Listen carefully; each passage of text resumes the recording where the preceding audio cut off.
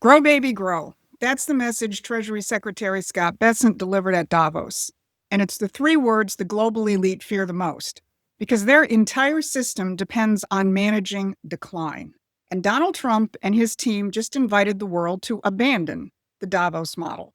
Commerce Secretary Howard Lutnick wasted no time in landing the first punch. We are in Davos at the World Economic Forum. And the Trump administration and myself, we are here to make a very clear point. Globalization has failed the West and the United States of America. It's a failed policy. It is what the WEF has stood for, which is export, offshore, far shore, find the cheapest labor in the world, and the world is a better place for it. And then Donald Trump followed up a few hours ago saying that many parts of the world are being destroyed by the failed model of foreign jobs, mass migration, and green insanity. But if you listen to the mainstream media on both sides of the pond, you would think that Canada's Mark Carney is the defender of all that is good and noble. Carney's speech portrayed the stalwart Canadians and Europeans as the force which is now standing up to the great power hegemon like the United States, which has wrecked their beautiful post-war order. But here's what they didn't mention while defending their rules-based order. Since 1989, this order has given us forever wars and regime changes that have killed millions. And it's given the West a demographic collapse due to drugs, depopulation, and deindustrialization. And as for human rights, don't forget that the native populations in both Greenland and Canada were targets of forced sterilization campaigns carried out by their governments, who, by the way, are both monarchies. In Greenland, this included girls as young as 13. And here's the final irony. Overlooking Davos this week was a massive display reading "No Kings." Now, you have to laugh because, as my friend Tom Luongo said, if they meant it, they'd start freeing Greenland from the Danish monarchy. But they don't mean it. They never do. Because Carney and von der Leyen aren't selling democracy. Their speeches at Davos were the opening ad campaigns for Globalism light. The same depopulation and deindustrialization agenda, just put in a smaller box. I'm Susan Kokinda, and for decades, my colleagues at Promethean Action and I have documented the anti-human policies of the European empires, and that they have not gone away. They've just been repackaged as environmentalism or free trade. And if this is your kind of fight, then I need you to hit the like, share, and subscribe buttons so we can stay in touch and you can help us expand our reach. So here's what I'm going to talk about today. First, how Donald Trump and his team delivered the Davos post-mortem. Second, why Carney's globalism light is dead on arrival. And third, how Trump's policies are reversing death, depopulation, and deindustrialization. So let's start with the message the Trump team brought to Davos. It wasn't a negotiation, it was a reality check. What we are here to say is that America First is a different model, one that we encourage other countries to consider, which is that our workers come first. We can have policies that impact our workers. Sovereignty is your borders. You're entitled to have borders. You shouldn't offshore your medicine. You shouldn't offshore your semiconductors. You shouldn't offshore your entire industrial base and have it be hollowed out beneath you. You should not be dependent for that which is fundamental to your sovereignty on any other nation. And if you're going to be dependent on someone, it darn well better be your best allies. Okay? And so that is a different way of thinking. It is completely different than the WEF. Lutnick delivered the what, but Treasury Secretary Bessent provided the why.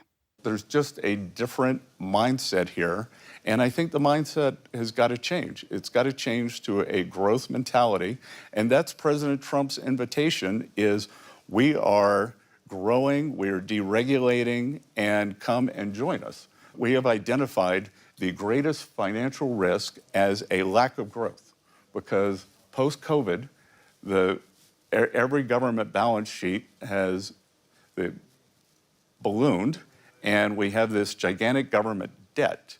There are two ways. You can either cut your way out of it through austerity, no voter wants that, or you can grow your way out of it. So we are inviting the world, come grow with us, prosper with us, and we can all do it together. What he's talking about is really the American system in action. Besant is saying that industrial growth and a growing population are the foundations of an economy, not financial income streams. This is a reversal of the WEF globalist imperial policy, which only exists to feed powerful monopolies, whether it was the British East India Company 200 years ago or the global financial institutions based in London and Wall Street today. And for over 100 years, you've been denied the knowledge that there was an American system alternative to what we see today as globalism. Well, U.S. Trade Representative Jameson Greer just delivered another bombshell at Davos in a speech entitled "The Hamiltonian Economic System That Too Many Have Forgotten." He laid out the uniquely American economic policy of Alexander Hamilton with stunning clarity, and we'll be covering that in more detail over the coming days, so make sure you're subscribed. Because what you're seeing out in the open on the stage at Davos is a clear example of two systems that have been in mortal combat since the American Revolution, a revolution which we're celebrating this year. The fight is not between communism and capitalism, but the American system versus the British imperial system. So if you are beginning to realize that the battlefield is a little different than the one you've been taught to fight on, you should head on over to Promethean Action and subscribe to our free newsletter. Because Trump and his team are delivering their powerful message to the world. We don't just want to grow and prosper alone. We want you to abandon the insanity and join us.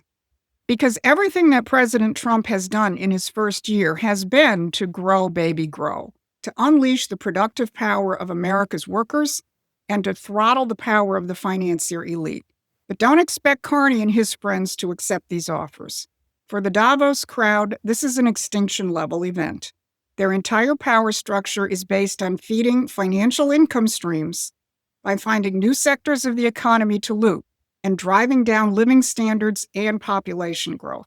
So instead of accepting the invitation to grow, European elite are doubling down on managed decline in a downsized version. They call it regionalization. I call it globalism light. They want to link the European Union with the South American Common Market and other regional clusters to keep the Green New Deal and the Paris Accord alive. Mark Carney played his new role as the face of Globalism 2.0 to a T.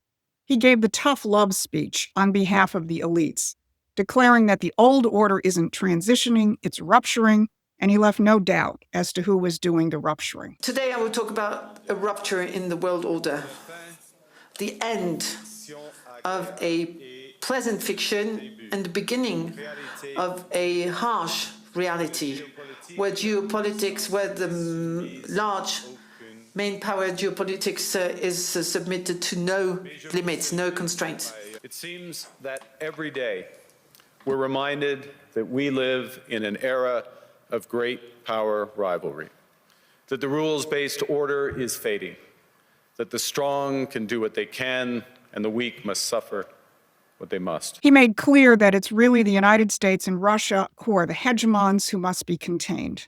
What is Carney's solution to the threat of these hegemons?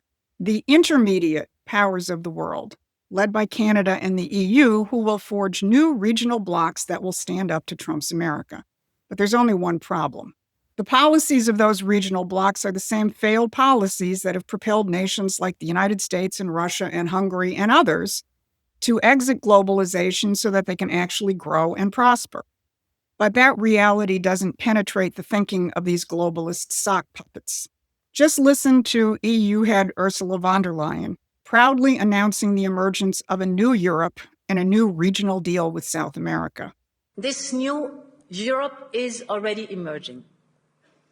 On Saturday, I was in Asunción, in Paraguay, to sign the EU-Mercosur trade agreement. It was a breakthrough after 25 years of negotiations. And with it, the European Union and Latin America have created the largest free trade zone in the world, a market worth over 20% of global GDP, 31 countries with over 700 million consumers aligned with the Paris Agreement. Did you catch that? Their big New Deal is just free trade plus the Paris Climate Accords. So they're taking the failed policies of globalism and shoving them into smaller regional packages. Those policies have not only failed, they're evil. And this is where the Greenland story exposes the lie. They strut around Davos claiming moral superiority against an unprincipled United States, but their system, the system of the British Crown and the other European empires repackaged as the EU, is anti-human to its core. Denmark's treatment of Greenland proves that their view of population hasn't changed. Whether it's forced sterilization or the deindustrialization of Germany, or the suppression of economic development in Africa, or endless wars in the Mideast and Europe, it's all the same. Less people, less growth, less life. Carney calls this a rupture. Well, he's right. It is a rupture from their system of death. And thank God Donald Trump came along to be the disruptor. The most profound contrast between Trump and Davos isn't just about trade or about Greenland. It's about what a society is for. The Davos model keeps populations under control, while the financier elite loots economies and living standards. The American system is focused on fostering physical growth. And the key to this is the growth of a productive, prosperous middle and working class, a point which Trump's team came back to over and over again. And the day before he traveled to Davos, President Trump released his dramatic new initiative on housing, which really is a pillar for family formation and population growth. Here's what the president's new order says. Buying and owning a home has long been considered the pinnacle of the American dream, but a growing share of single-family homes have been purchased by large Wall Street investors, crowding out families. People live in homes, not corporations. My administration will take decisive action to stop Wall Street from treating America's neighborhoods like a trading floor. And as he pointed out at Davos, many of those Wall Street investors were right there in the audience. So what he is doing is really big. He is explicitly saying that large institutional investors should not buy single-family homes. Think about the difference. Davos wants you renting a little 800-square-foot apartment and owning nothing. Trump wants you owning a home and building intergenerational wealth. And it's not just housing. Look at some of the other things that have emerged just in the past couple of weeks. Rural health. Last week, the administration announced the largest investment in rural health care in history. Dr. Oz motivated it by pointing out that mortality rates are 9 years lower in rural America than anywhere else. He announced with these new investments, quote, your zip code will no longer be your destiny. And then let's look at fentanyl. With Trump's actual border enforcement, the flow of this poison has been cut dramatically, and fentanyl deaths have fallen by approximately 20% over the last year. That's not just a statistic, that's thousands of young Americans who are alive today because of Trump's policies. So this is the choice. The Davos paradigm has always been about managing scarcity and reducing the population. And when people like Carney and von der Leyen speak about a new Europe or new agreements, they don't intend to change anything. They still see human beings as burdens on Mother Earth or cannon fodder for a free trade system. The American system and Donald Trump look at a human being and they see a creator. President Trump wants to build a future where your children are wealthier than you are and more numerous. Understanding the policies that will do that is a central mission of Promethean Action. So please join us as a supporting member or contributor and be part of this second American revolution. The Trump team didn't go to Davos to give a speech. They went there to tell the old world that the age of imperial looting is over and that the new banner for the world is Grow Baby Grow. This has been your Midweek Update. Thanks for watching. Please take a moment and subscribe to our free newsletter at prometheanaction.com.